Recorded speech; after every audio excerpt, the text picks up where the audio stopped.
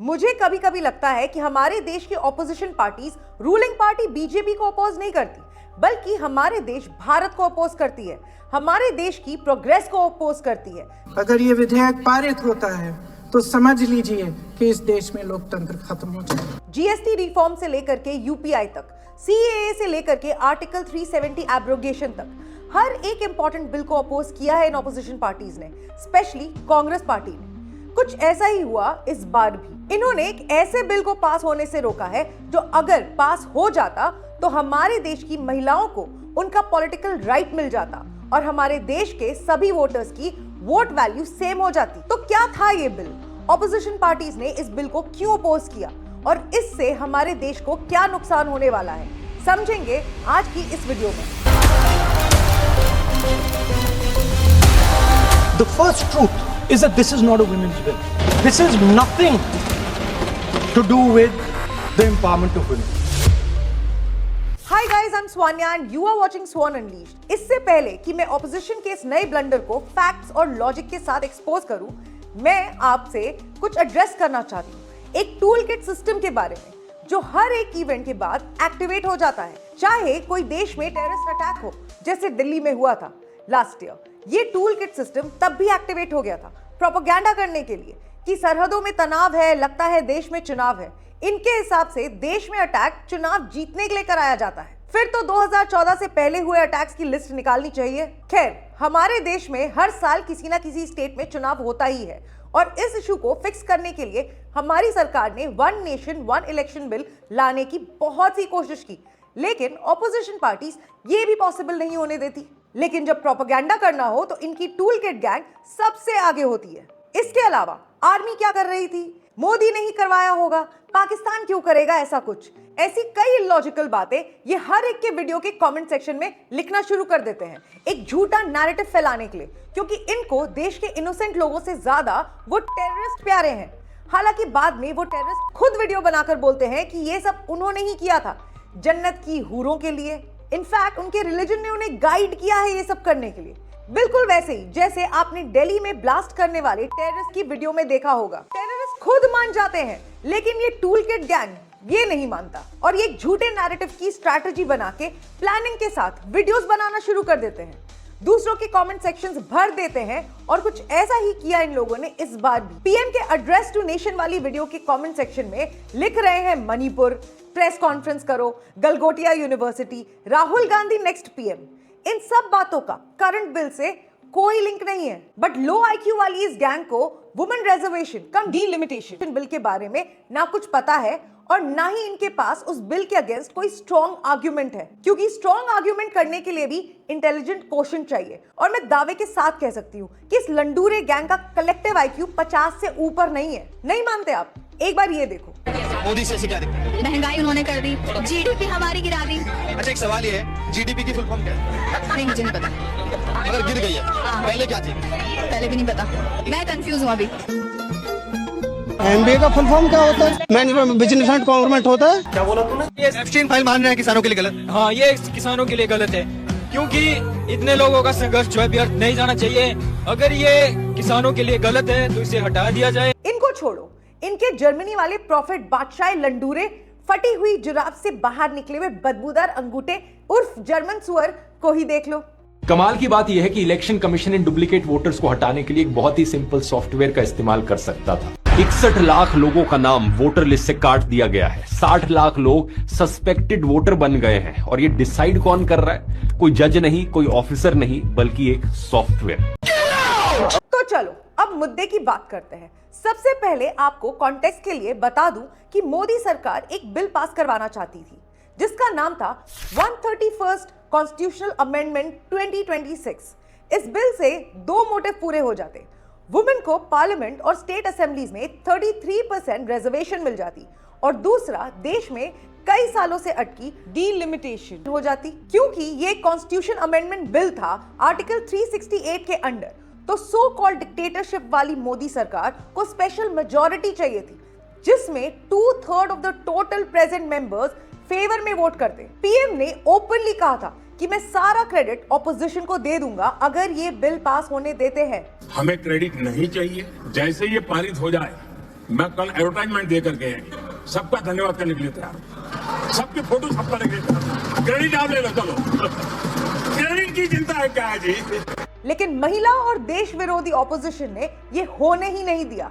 देखो, हमारे देश की लगभग 50% पॉपुलेशन वुमेन है, लेकिन पार्लियामेंट में 15% से भी कम और स्टेट असेंबलीज में तो 10% भी नहीं है। तो कैसे होगी देश की तरक्की जब 50% पॉपुलेशन के पास फुल पॉलिटिकल राइट्स ही नहीं है। और वैसे भी हमारा सनातन धर्म नर और नारी को एक समान मानता है, ना कि पेंगुइन बना के घर बिठाता है। इसी इशू को फिक्स करने के लिए मोदी सरकार वुमेन को पार्लियामेंट और स्टेट असेंबलीज में लाना चाहती थी। याद करिए कैसे राजीव गांधी ने मुस्लिम्स को अपीज करने के लिए शाहबानो केस में सुप्रीम कोर्ट की जजमेंट को मानने से इनकार कर दिया था, और कांग्रेस ने मुस्लिम महिलाओं के सशक्तिकरण के लिए ट्रिपल तलाक जैसे मुद्दे पे कभी कुछ नहीं बोला। और इसलिए महिला और देश विरोधी कांग्रेस ये बिल कैसे पास होने देती। लेकिन अब ऑपोजिशन को डिफेंड करने के चक्कर में टूल किट गैंग और इनका जर्मनी वाला प्रॉफिट कुछ स्टूपिड आर्गुमेंट्स दे रहे हैं, जैसे कि इनका कहना है कि भाई विमेन रिजर्वेशन बिल तो 2023 में ही पास हो गया था, तो अब क्या नया ड्रामा है, और क्या रिजर्वेशन देना है तो डिलिमिटेशन की क्या जरूरत है, 543 सीट्स पे ही क्यों नहीं दे देते। तो सुनो, पहली बात यह है कि 2023 वाले विमेन रिजर्वेशन बिल में ये मेंशन था कि ये बिल तभी इंप्लीमेंट होगा जब डिलिमिटेशन करके सीट्स बढ़ाई जाएंगी। तब तो ऑपोजिशन कुछ नहीं बोला और ना ही इनके चाटुकारों के मुंह से कुछ निकला। और दूसरी बात यह है कि बिना डिलिमिटेशन के वुमेन को रिजर्वेशन देके कोई ज्यादा फायदा नहीं होगा। वुमेन एमपी पपेट्स ही बनेंगी। समझाती हूँ कैसे। मान लेते हैं कि एक कॉन्स्टिट्यूएंसी है जिसका नाम है पप्पूपुर, और वहां के एमपी हैं पप्पू खान। क्योंकि डिलिमिटेशन से सीटें नहीं बढ़ाई हैं, तो इसलिए सरकार पप्पूपुर कॉन्स्टिट्यूएंसी को वुमेन के लिए रिजर्व कर देती है। पप्पूपुर कॉन्स्टिट्यूएंसी में पप्पू खान का बहुत दबदबा है। लोग पप्पू खान की फेस वैल्यू पे वोट करते हैं। पप्पू खान जिसको भी खड़ा करेगा वो जीत जाएगा, क्योंकि पप्पू खान अब रिजर्वेशन की वजह से खुद इलेक्शन नहीं लड़ सकता, इसलिए वो अपनी पत्नी, बहन या बेटी से इलेक्शन लड़वाता है ताकि पावर उसके घर में ही रहे। और उसके घर की महिलाओं को शायद हो सकता है पॉलिटिक्स में कोई इंटरेस्ट भी ना हो, बट पप्पू खान कैंपेन करता है और वो महिला जीत जाती है। जीतने के बाद क्या वो महिला पार्लियामेंट में खुद से डिसीजन लेगी? क्योंकि वो अपने हुनर से नहीं जीती है, पप्पू खान ने जितवाया है। तो वो पप्पूपुर की महिला एमपी अब पप्पू खान की पपेट होगी। ये कोई इमेजिनेशन नहीं है, हमारे देश में ऐसा ही होता है। पंचायत में तो पति पंचायत का वेल नोन कॉन्सेप्ट है जो इसी पे बेस्ड है। ठीक है, का हम फहरा देंगे झंडा। अरे मजाक कर रहे थे, तुम कैसे झंडा फहराओगी? काहे नहीं फहरा सकते, हम प्रधान हैं। और पंचायत ही क्यों, मैं तुम्हें अर्बन एग्जांपल्स दे देती हूँ। लालू आउट तो राबड़ी इन, केजरीवाल आउट तो बीवी इन। 100 कमीने मरे थे तब एक केजरीवाल पैदा हुआ था। बस एक चीज अच्छी हुई है कि राहुल गांधी ने शादी नहीं की है। Prime Minister and myself don't have that wife issue. खैर, अब जानते हैं कि डिलिमिटेशन से ऐसा क्यों नहीं होता, या फिर होने की संभावना बहुत कम क्यों होती है। डिलिमिटेशन से जब न्यू कॉन्स्टिट्यूएंसीज बनती हैं तो वहां पे कोई एक एस्टैब्लिश नेता नहीं होता जिसकी फेस वैल्यू पे लोग वोट करते हैं। महिलाओं को किसी पे डिपेंड होने की जरूरत नहीं पड़ती, इसलिए इंडिपेंडेंट, गरीब, शोषित वर्ग की महिलाओं को भी मौका मिलता, क्योंकि महिलाएं अपनी मेहनत, कैंपेनिंग और कन्विक्शन से एमपी बनती तो वो खुद के डिसीजंस लेती। इसलिए सरकार चाहती थी कि वेल एस्टैब्लिश नेताओं को बिना हटाए सीट्स बढ़ा के महिलाओं को रिजर्वेशन दे दिया जाए। और वैसे भी डिलिमिटेशन से प्रॉब्लम क्या है?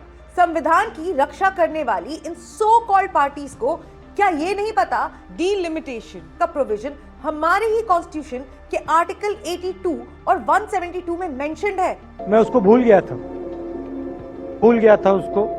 एक्चुअली हमारे देश की लोकसभा और स्टेट असेंबलीज में जो सीट्स हैं वो 1971 के सेंसस पे बेस्ड है। इतने सालों में हमारे देश की पॉपुलेशन काफी बढ़ चुकी है, लेकिन एमपी और एमएलए की सीट्स करंट पॉपुलेशन के हिसाब से नहीं बढ़ी हैं। रेफरेंस के लिए बता दूं कि चाइना की पॉपुलेशन हमसे थोड़ी कम है, लेकिन वहां पे टोटल 2977 सीट्स है और हमारे यहाँ सिर्फ 543। एक सिंपल एग्जांपल के साथ समझाऊं तो ये कुछ ऐसा होगा, 50 बच्चों की क्लास में एक मॉनिटर काफी लगता है, पर क्या 150 बच्चों की क्लास को सिर्फ एक मॉनिटर अच्छे से हैंडल कर सकता है? इसी तरह हमारे देश के कई कॉन्स्टिट्यूएंसीज ऐसी हैं जहां एक एमएलए या एमपी को 40 से 50 लाख से ज्यादा लोग हैंडल करने पड़ते हैं। क्या वो अपने सभी लोगों के ग्रीवेंसेस सुन पाएंगे कभी? आप खुद सोच के देखना, ये ह्यूमनली पॉसिबल ही नहीं है। खैर, इसके अलावा जो ये चमन चिंटू टूलकिट गैंग कह रही है कि हमारे नेता ही करप्ट है, तो और नेता लाके क्या करना है? मतलब देश में प्रॉब्लम है तो देश को ही खत्म कर देना चाहिए। अगर कोई बच्चा अच्छे से पढ़ाई नहीं करता है तो उसको सुधारना नहीं चाहिए, बल्कि उसको खत्म कर देना चाहिए, स्कूल ही बंद कर देना चाहिए। कैसे घटिया लॉजिक देते हैं ये चिंटू गैंग वाले। किसी भी डेमोक्रेसी में एमपी और एमएलए आइडियली एक आवाज होते हैं, और पिछले कई दशकों से डीलिमिटेशन ना होने की वजह से लोगों की आवाज दब रही है। डेमोक्रेसी सच में खतरे में है। कुछ कॉन्स्टिट्यूएंसीज में 20 लाख वोटर्स पे एक एमपी है और कुछ में 30 लाख वोटर्स पे एक एमपी है। क्या ये वन वोट वन वैल्यू के अगेंस्ट नहीं है? क्या ये हमारे कॉन्स्टिट्यूशन के अगेंस्ट नहीं है? क्या ये यूनिवर्सल एडल्ट फ्रेंचाइजी वाले आर्टिकल 326 के अगेंस्ट नहीं है? पर संविधान की रक्षा करने वाली इन पार्टीज ने कभी संविधान पढ़ा हो तो पता चले ना। बस किताब लेके घूमना है इनका काम। ये हजारों साल पुरानी किताब है, इसके अंदर जो सोच है वो हजारों साल पुरानी है। However, एक जेन्युइन कंसर्न ये है कि साउथ के स्टेट्स में पॉपुलेशन कम इंक्रीज हुई है। उन्होंने पॉपुलेशन कंट्रोल की है और नॉर्दर्न स्टेट्स में पॉपुलेशन ज्यादा इंक्रीज हुई है।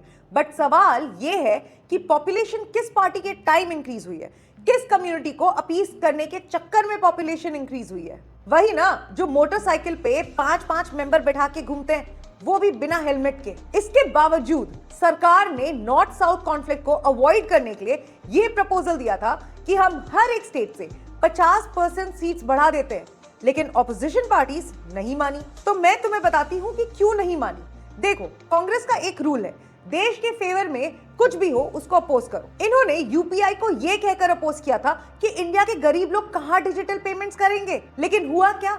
आज लगभग हर एक इंडियन यूपीआई यूज कर रहा है। Buy potatoes and tomatoes and pay 7 rupees 50 paisa by credit card. What will the poor lady do? Does she have a POS machine there? Is it connected to a electricity source? Is there Wi-Fi there?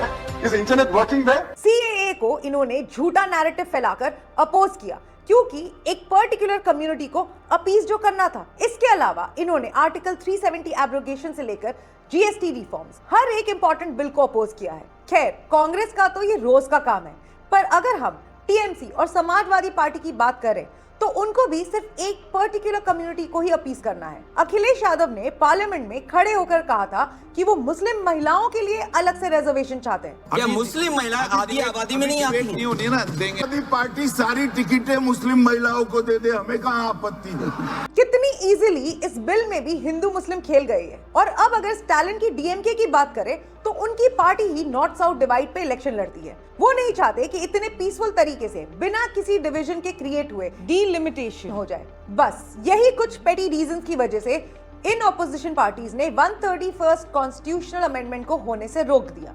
अब इसका नुकसान क्या होगा वो देख लेते हैं। सबसे पहले, देश की 50% पॉपुलेशन को उनका राइट नहीं मिलेगा, जो कि एक बहुत बड़ा इनजस्टिस है। दूसरा, किसी ना किसी दिन तो डीलिमिटेशन होनी है। अभी तो 2011 के सेंसस पे होने वाली थी, कम कॉन्फ्लिक्ट क्रिएट होता, लेकिन फ्यूचर में अगर 2027 के सेंसस के बेसिस पे हुई तो बहुत बड़ा नॉर्थ साउथ कॉन्फ्लिक्ट होगा। भारत माता को चोट पहुंचेगी और इन नेताओं की रोटियां सेकेंगी। बस इसी सच्चाई को चिंटू टूलकिट सिस्टम लोगों के पास जाने से रोक रहा है, और अब ये बहुत प्लानिंग के साथ एक्टिव हो चुका है, जर्मनी से लेकर के यूके तक, पाकिस्तान से लेकर के भारत तक। इसलिए आप सबसे मेरी रिक्वेस्ट है कि उनके प्रोपेगेंडा को डीबंक करने के लिए इस वीडियो को ज्यादा से ज्यादा शेयर कर दो। मैंने और मेरी टीम ने अपना काम कर दिया है, अब आपको करना है। जय हिंद।